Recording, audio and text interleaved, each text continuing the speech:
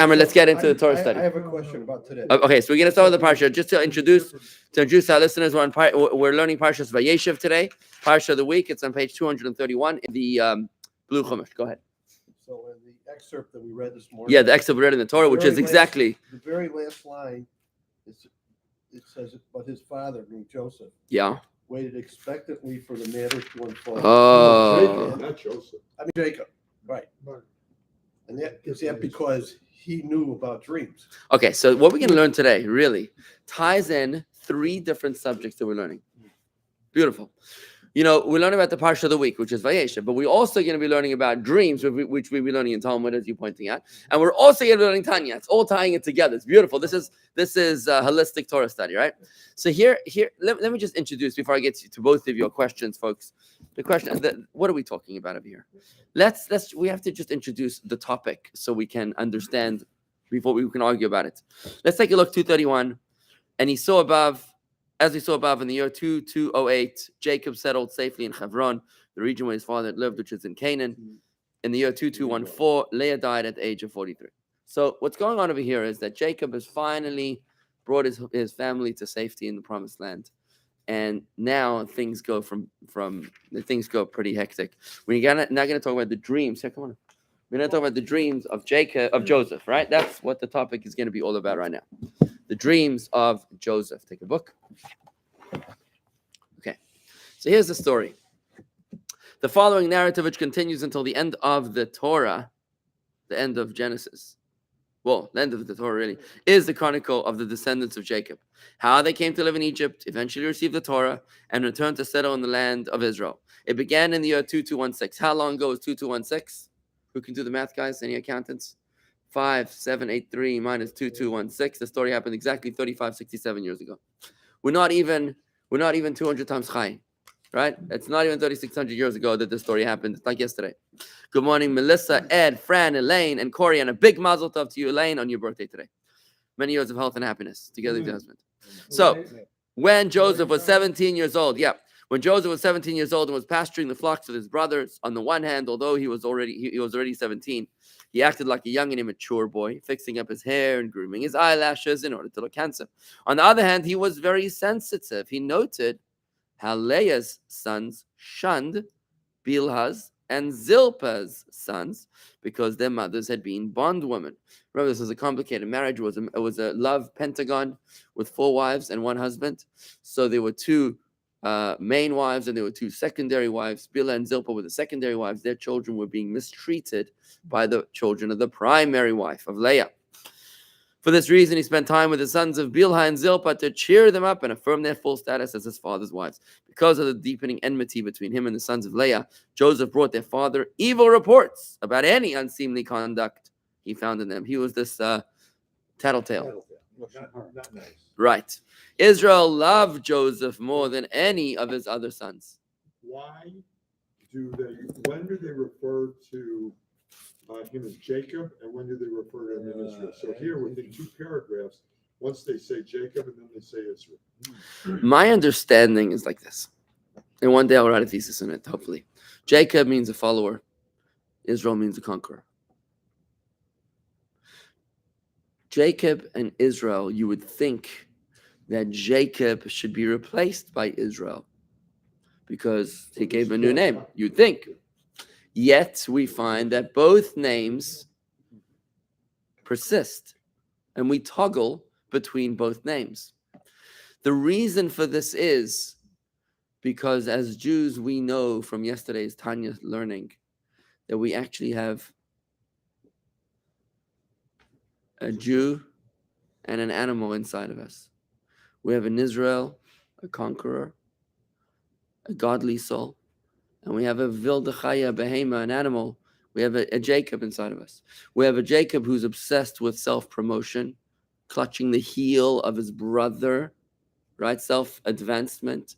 That's the animal soul, obsessed with ego and self. And you have the Israel. You've prevailed over kings and angels, right? Over men and angels. That is the godly soul. Now, since Jacob is the template, he's our patriarch, not just chronologically, but metaphorically, he is our patriarch. we both harbor Jacob and Israel within inside of us as well. We sometimes are overwhelmed by our ego, and sometimes we're able to identify with our higher sense of identity, with our godly soul, right? So you see how Tanya really illuminates our understanding of a text, which otherwise, like, make up your mind, pick one. Change the name, right? So the use of it is random? No. The thesis which I'd like to write one day is that every time, remember how I told you that the names of God, Havaya and Elohim. Havaya is manifesting God's infinite power, a miracle. Elohim manifests God's hidden power, right? The power of nature. Similarly, Jacob and Israel, whenever Israel is acting from his, whenever he's manifesting his godly soul, versus when he might be struggling with his natural soul. Let's put it that way. All right, that's just a theory. I haven't yet been able to prove it, but I'm just gonna give you that seed. Okay? What? We're talking about that. So Israel loved Joseph more than his other sons. That's supposed to be his godly soul. That's interesting, right? So this is what I want to write about one day. So Israel loved Joseph, right?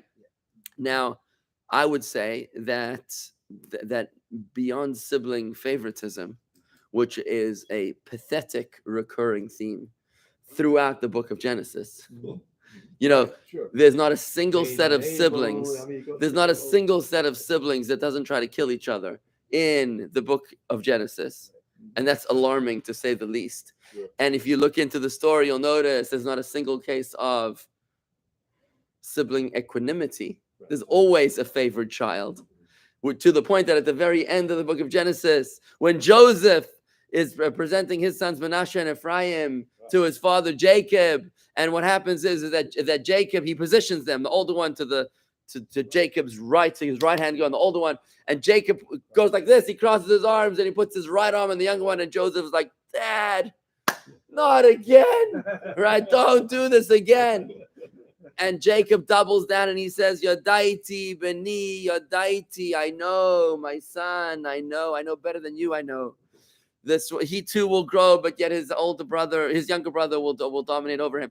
There's so much more than meets the eye than just mere sibling favoritism. This is visions. It's a prophecy of the end of times, when Israel is able to perceive how Joseph is the harbinger of redemption of the people of Israel. There's a reason to the favoritism. Do you know what I mean? More than just, I think that you remind me of your mother's romanticism. You know what I mean? That I fell in love with your mother before the other mothers. So if he's foreseeing it, why the blessings? What's he channeling if it's what blessings? Already you were talking about Jacob now? Yeah, when you said this crossing. Because he needs different tools. If this is his destiny, then he needs different tools. He needs the right hand blessing, not the left hand blessing, to be able to achieve his greatness, right? All right. So Israel loved Joseph more than any of his other sons. Number one, because he was the son of his old age, and two, he was his most studious son, who absorbed all Israel had learned from Shem and Aver, and had in turn taught him. And three, his studiousness was reminiscent of Israel's own studiousness as a youth. And this resemblance is reflected in their physical resemblance. Joseph looked like Jacob. As a sign of his affection for Joseph, Israel made him a robe of fine wool. This robe aroused the jealousy of Joseph's brothers and was therefore the indirect cause of all of his impending misfortunes. His brothers saw, I'm just going to race through this piece, we can talk about it. His brothers saw that their father loved him more than all his brothers, so they hated him, and being honest men who could not act duplicitously, could not speak with him peaceably. Benjamin, in contrast, did not begrudge Joseph his father's favor. For being younger, he had no reason to contest Joseph's aspirations. Then Joseph had a dream, and he told it to his brothers, and because of this dream, they hated him even more. He said to them, please listen to this dream I had. There we were binding sheaves in the midst of the field. When my sheaf stood up and remained upright, then your sheaves formed a circle around my sheaf and prostrated themselves before it. His brothers would say to him, would you really seek to reign over us? Would you really seek to rule over us? Now they now understood that his slandering them to their father was not just idle talk, but part of his scheme to gain power over them. Thus, they now hated him even more, because his dreams proved that his talk was insinuating, and because his talk proved that he took his dreams seriously. Just a little bit further, he had another dream, and he told it to his brothers. He said, look, I had another dream, and there were the sun, the moon, and 11 stars prostrating themselves before me. This dream indicated that Joseph saw himself assuming authority not only over his 11 brothers, but over his parents as well. Here he told the dream to his father in his brother's presence. His father chided him, seeking to allay Joseph's brother's hatred. Israel said to Joseph in their presence, "What nonsense is this dream that you had? Will I, your mother, and your brothers indeed come and prostrate ourselves on the ground before you?" However, Israel's attempt to mitigate his other son's hatred did not succeed. Joseph's brothers remained jealous of him, but his father waited expectantly for the matter to unfold as Joseph had dreamed it. Okay. Yeah, so clearly he said that in front of the brothers to mitigate their ire. But really, he was holding on. He was waiting to see. So let's talk about this. Because, yes, to your question, Harvey, earlier, was Jacob's reaction to the dream expressive or aligned with what we've learned in Talmud recently? That dreams are real, especially if they're of the prophetic nature. I mean, there's different kinds of dreams. And, we spoke about the Baba Meister's dreams. We talk about the prophetic dreams. We talk about the recurring dreams. This would be a recurring dream, by the way, because it happened twice, right? So in the Talmud, this would be one of elevated importance. Now, Jacob's reaction teaches us volumes about how we react to dreams. Remember, we said the dreams follow the interpretation of the mouth. How did Jacob interpret it with his mouth? What did he say? He said, "Will I?" It was a rhetorical question. Will we bow down before you? To me, it sounds like the dream means that you're going to rule over us. But not everything that you're thinking you have to say. That's my understanding of what he said. He interpreted the dream following the mouth. He said, that's what's going to happen. And it did, by the way, because later on in the Torah, we see it happens. And yet, he does it in a rhetorical question so as to mitigate the ire of the brothers. Yeah. There's an old saying that before you speak, you should ask yourself 3 questions. Does this have to be said? Does it have to be said by me? Does it have to be said by me now? Before you speak, why did he have to, given that dream, why did he have to express it? And on a more general question, when you have a dream, are you compelled to tell the dream to someone? You're not compelled, but sometimes you do feel that it's so powerful within you. It's just bursting within you. And the dream pushes you to need to share it. Well, what was the point of Joseph telling his brothers the dream, knowing that it would result? Okay, so let me tell you this. Maybe Joseph understood the truth of the Talmud that we've learned in the Talmud, that the dreams follow the interpretation of the mouth, and he was looking to have somebody interpret it. The mouth. Yeah, that was a principle we learned in Talmud. We learned, though, if you don't So- say so- it, If you don't say it, it doesn't happen. Right. See, that's exactly my point. Here's a scholar, Talmudic scholar here, right? Mendel Chaim. I just remember. No, you're a scholar. Yeah. Exactly. He understood this principle that we've learned in Talmud. He was putting himself in danger, but he said, "I will not forfeit the prophecy. I needed to say it in front of my father, because first time he said in front of his brothers, and they just sent him flying. Go jump in the lake." Right? That's not the interpretation he wanted. But then he said in front of his father. Actually, no, they did say that. Would you really seek to reign over us? Would you really seek to rule over us? They did interpret it that way. But then he said he probably wanted his father's interpretation as well. So he did it in front of his father. It wasn't good for business, but in the long run, it was a good idea. But when you learn this chumash in the context of the Talmud, suddenly it becomes very interesting. Were you going to say something? Okay, but I want to contrast this with another dream, another double dream that I don't have time to read right now, but just I can talk to you about it. That in next week's Torah portion, we read about another double dream of Pharaoh. What was the double dream? No. That was a third double dream, and that was at the end of this week's Torah portion. That was at the end. There's 3 doubles, right? This for the double of Joseph, then there's the double of the baker and the butler, which is, I'm not going to talk about that today, but I'm going to talk about Pharaoh's dream, which was a dream. He had 7 fat cows and 7 thin cows, and the 7 fat cows swallowed the 7 thin cows swallowed the fat cows, and then they were unchanged in their obesity or lack thereof, in their anorexia. And then the second dream was that he woke up, he went back to sleep, and the second dream was the 7 fat stalks were swallowed by the 7 thin stalks, and the same thing happened. They remained anorexic. So there, that Joseph, when eventually he's brought to the stage, he says, yeah, there was a reason why the dream teaches that there's going to be 7 years of plenty followed by 7 years of famine, in which the plenty will be forgotten. But he says there's a reason why it was said to you twice, because God is in a rush to make it happen. So you better get your act together right now, right? Now, we don't hear that about Joseph's dream. We don't hear that Joseph's dream was doubled because it's on the double. That's interesting. On the double, the expression on the double. No, Maybe it comes from here. Yeah, on the double. Maybe it comes from Joseph's interpretation of Pharaoh, that the reason why it was doubled is because it's in a rush. I don't think so. On the double. What else would on the double mean?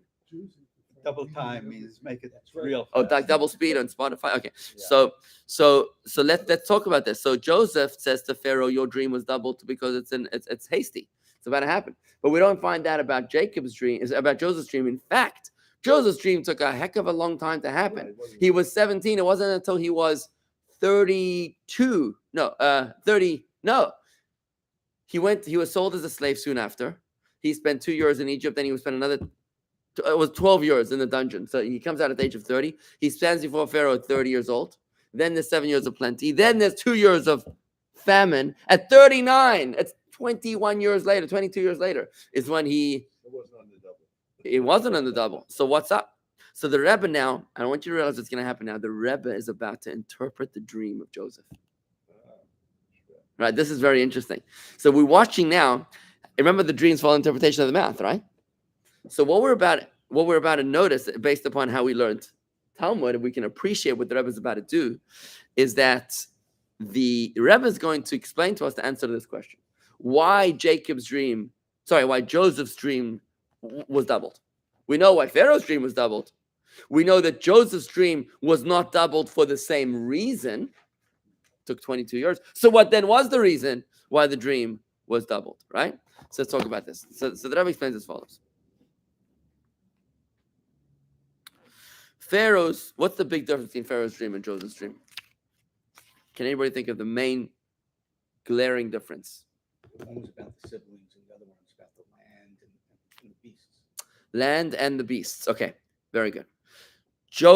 Pharaoh's dreams were all relating to the earth. Stalks, fat stalks, thin stalks. Cows, fat cows, thin cows. Joseph's first dream was about stalks, the earth. But what was his second dream? The stars, the moon, the heavenly bodies. Interesting, right? Draw down. Tazai. So the theme of the dream of Joseph is dominion. Is that a political term today? That was a good one. Only if it's election machines. Okay. Yeah, So the theme of the dream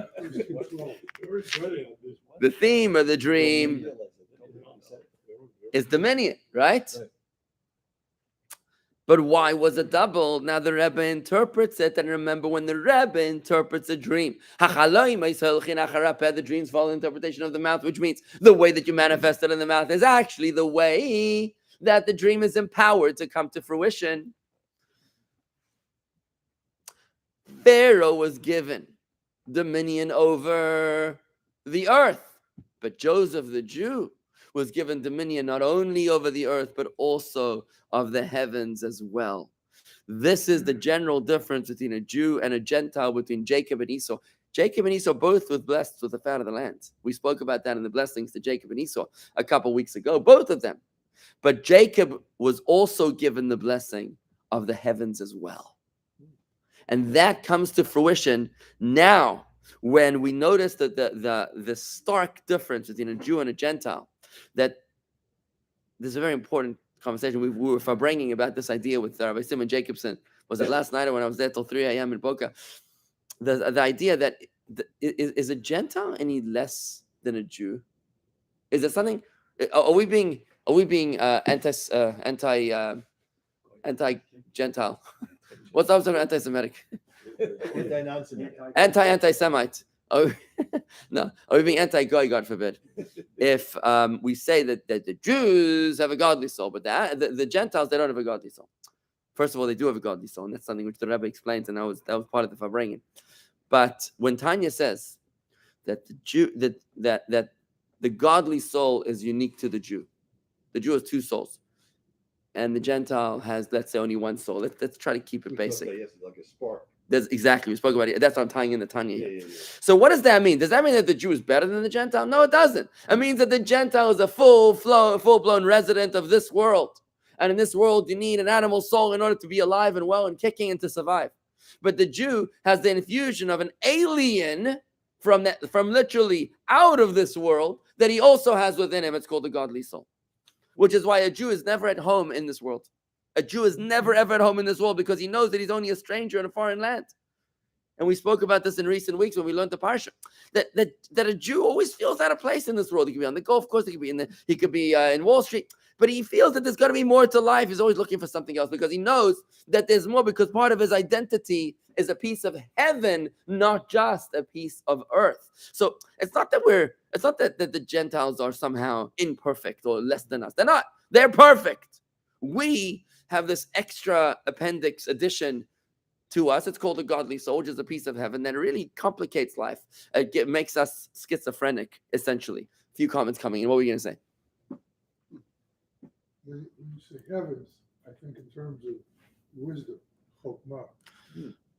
Okay, I don't think that's part of heaven necessarily, because I think heaven would be godliness, spirituality, right? Which is holiness. This world is coarse, crass, mundane. Heaven represents holy, elevated, sublime, right? Wisdom could be both. Yeah, it's wisdom of this earth, which is the sciences, and wisdom of the heavens, which is above the science. Miraculous, let's say. Right. I mean, put it this way: what's a soul? We'll learn later in Tanya that a soul is made up of 10 attributes, of 3 intellectual and 7 emotional. So both the godly soul and the animal soul have intellect and emotion. There's the intellect of the animal soul also. It's not heaven; it's just the intellect of the animal soul. You understand what I'm saying? Intellect and emotion is a platform. It's not a destination. Do you know what I mean? Holiness is a destination. Mundaneness is a destination. What were you going to say, Rob? Oh, anybody else? You want to say something? Comments? Oh, right. So let's go back to the Rebbe's interpretation. So why is it then that Joseph's dream is doubled? We can't say that it's doubled like Pharaoh's dream because it's in a rush. It wasn't in a rush. Why was it doubled? Because the dominion of Joseph is not only upon the first dream, which is the sheaves bowing, but also to the heavens, which is the star, the heavenly bodies bowing to Joseph's star.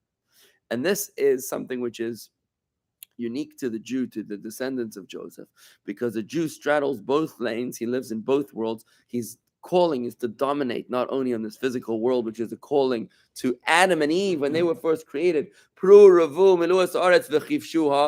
Be fruitful and multiply, fill up the land and conquer it. That was a calling to all of mankind.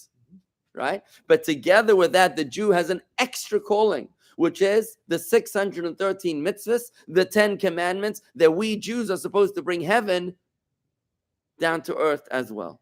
So we're supposed to dominate not only over the physical earth, but also we're supposed to dominate over the heavens as well. And this is the teaching, that the service of a Jew is 2-dimensional, physical and spiritual, and both of them are synonymous. It's not enough for a Jew to have his physicality, his physical possessions, that they don't interfere with his spirituality. But more than that, your physical reality is supposed to aid your service of God to the point that your physical actually becomes spiritual. When you work for a living and you make a lot of money, and you now take that money and you build a shul, you donate a tithe to charity, you give to the poor, you live a life of where you're educating your children in a Torah true education, and your monies are really being spent on godly interests and godly advancement in this world. And what you're doing is that all that physicality, the effort and the college years and the laws of the land which you've incorporated and manipulated in order to make a living, leveraged in order to make a living, all of that is now being sublimated in those choices that you're making by using the funds generated for those godly purposes, right? So what you're doing now is you're being more than just Pharaoh dominating the earth, you're now dominating the heavens as well. As the Rebbe Marash, the 4th Rebbe, said to his young children, that a Jew by his nature eats in order to live, and he has to live. The purpose of living is in order to be a Jew and to fulfill the mitzvahs of Hashem. There's more to life than playing golf, believe it or not. The root of tzedakah, it's tzedek. It's a righteous act. That's what we're commanded. I disagree with that. Tzaddik means righteous, but the root of tzaddik is tzedek, which means justice. Okay. I never thought of that. Why is tzaddik a righteous person? Just. The root is Because justice. it's just. It's not. It's just- your destiny. It's not kindness. Because that's what you're supposed. Yeah, because that's what you're supposed to be. I never That's thought of what that. you're supposed to, yeah. So the righteous person is really a just person. Yeah. I never thought of that connection. That's amazing. Yeah, you're not Um, supposed to treat somebody too kindly. Just. In other words, you're not doing something extra by becoming a tzaddik. You're doing what you're supposed to be doing. Exactly. But you. It's like giving charity. Giving charity in English means that you're going above and beyond the call of duty. Caritas in Latin means compassion to the undeserving, right? But in Hebrew, it's You're not just that. doing the right thing. You're just doing the right thing. You're restoring funds to their lost You're a owners. custodian for the gifts of God. God gave you money as a custodian to do the right thing with. You Exactly. do the right thing. You're a good. trustee, and God trusts you. God tests you. He said, "Look, here's $1 million. Let me see what you're gonna do with it." So if you say, "Well, I'm gonna build another extension of my house," and again, it does, the nest egg and everything else. He's like, "Okay, I can't trust you." But if he sees that you're spending not 100,000 for charity, but 110,000 or maybe 200,000 for charity, he says, "Oh, I can trust you." Okay, let's see what you can do with 10 million. That's a message from the rabbi. Of course. What do you think? Who do you think? No, but then, Really? right? By the way, Andrew London is joining us here for the first time, I think. Says maybe because to bring justice into the world is the righteous thing to do. Andrew, I respectfully disagree, and I would say it the other way around. It's not that bringing justice into the world is the righteous thing to do, but that the righteous thing to do is to bring justice into the world, right? That's how I understand it. Let me just finish this piece over here. And since the Jew, once a Jew is has the kavanah, has the intention to sublimate every physical encounter, every physical object and possession that he has, then what happens is that kavanah, that intention, and this is Tanya chapter 33, that says that you have to make a home for God in this world. And how do you make a home for God in this world? With your intention, with why you do everything, right? When you say, I'm going to play golf today in order to clear my mind for Torah study, in order to be able to advance my business so that I can have more money to tzedakah, or I'm going to donate to Jewish education scholarships at the Chabad golf tournament. That intention is what changes the physical experience. If I go to the golf tournament because I deserve it, I worked hard and this is my moment to celebrate, then it becomes an egotistical experience. But if you go in order to fulfill a godly purpose, maybe I'm going to go to find a Jew to lay tefillin with him. Maybe I'm going to go to learn Torah with somebody on the golf course. Now you've sublimated the experience, right? With that intention, that's Tanya 33. What you've done is that you've sublimated the experience. Now you've exhibited dominion not only upon earth, but also upon heaven. And then your physical actually becomes spiritual. In the words of the Baal Shem Tov, wherever a person's intention is, there is where he is to be found. And therefore, in closing, I say that the lesson we learn from Joseph's dreams is that the calling of the Jew is to live a dual existence, physical and spiritual. And you've got to be the master of your mansion in both worlds, right? You cannot be a Yaakov. You cannot be a follower. You've got to be a Yisrael. Kisad. Now look at the interpretation. For you have struggled with men, earth, and angels, heaven, and prevailed. That's Yisrael, right? You can't just be a Yaakov, the guy that's struggling with the physical. You got to be an Israel. You got to beat them both. So it's our appreciation of Tanya. When Tanya tells us that I have not one but two souls, a godly soul and an animal soul, that I'm able to appreciate and understand that I'm made of both heaven and earth, and that I'm called upon to bring Hashem's presence into this physical world, heaven and earth, bring them together, right? That's when I can appreciate what my role is. Without Tanya, it's difficult to understand how we're supposed to rule over heaven and earth. But when you realize that you come from heaven and you come from earth, that's when you realize that I can prevail over them both. What do you say, Bob? No heckling today? What? Baruch Hashem, but no heckling today. We kept it calm. Sorry. Shkach, everybody. Thank you. Thank you. Oh, by the way, Hi, Newman. Hi, Corey. very good news. Yeah, so Corey, I like what you said. Tzedakah is the right thing to do. It's Good nice. news, you tested